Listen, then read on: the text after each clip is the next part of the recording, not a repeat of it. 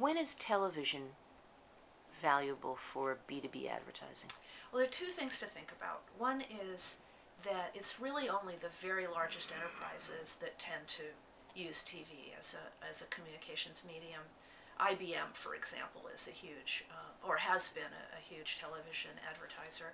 And what they're trying to do is establish and maintain the quality of their brand because they are selling into so many markets, both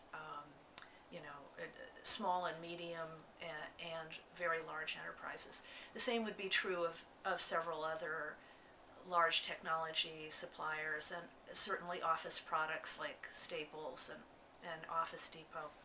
But that's a rare example. So if we set off the Fortune 100, maybe 500 or so, and say they are behaving more like consumer marketers in that they are trying to establish brand recognition and a positive image of a brand across a wide swath of business buyers, then that's an interesting category.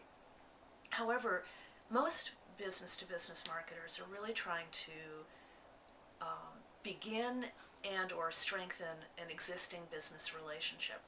And so in those cases, they're really trying to get a prospect to raise his or her hand using the channel of television. And it's really hard to buy TV in the kind of niche market that we were just discussing. So, and similarly, what I've found is that, having worked at IBM in the past, that the people who are planning media budgets and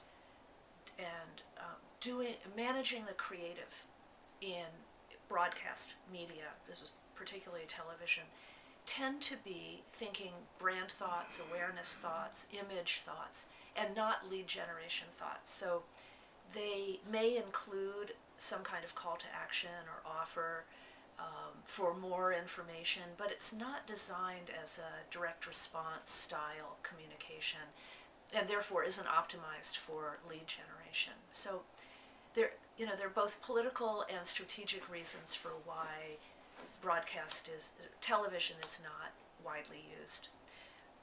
The other general broadcast medium, namely radio, on the other hand, can be very effective in business to business, depending on the target audience. So I had a client that was trying to reach contractors to sell equipment, flooring and other equipment for home building, and those guys tend to be highly reachable during drive time radio, and that kind of outreach was very effective for that particular audience. So let's say I'm a company that is working with big data. I have access to an interesting big data set of information, and my client base is the media industry. Where do I start? So what you mean is you're trying to get the media industry to license the data Yes. that you have on offer. Yes. So we're talking a marketing plan for a company like that. So typically we would want to understand how these media companies buy. It's sort of the first step in developing a marketing strategy. So we need to understand which media companies are our sweet spot. Are they defined by size, for example?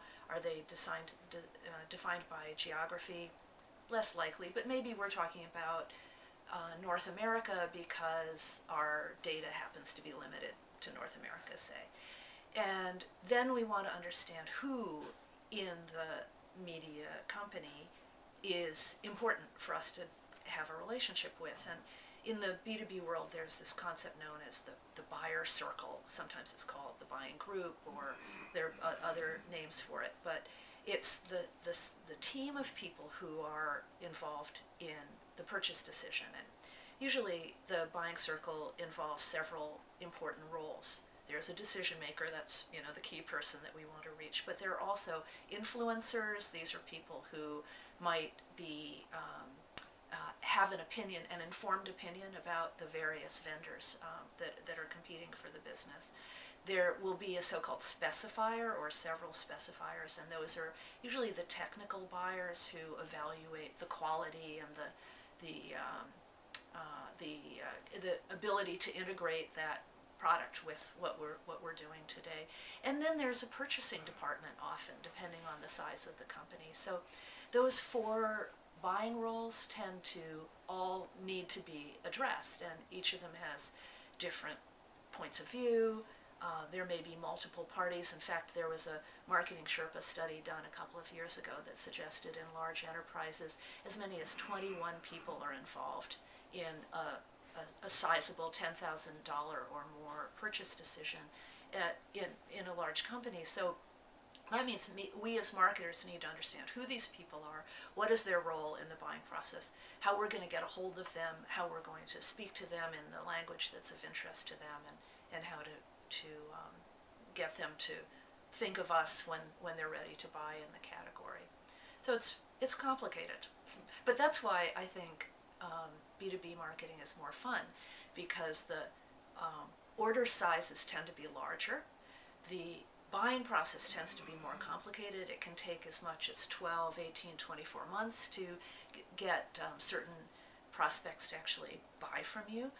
But it's, the complexity, I think, provides a lot of interest and makes the marketing outreach much more complex and therefore more interesting.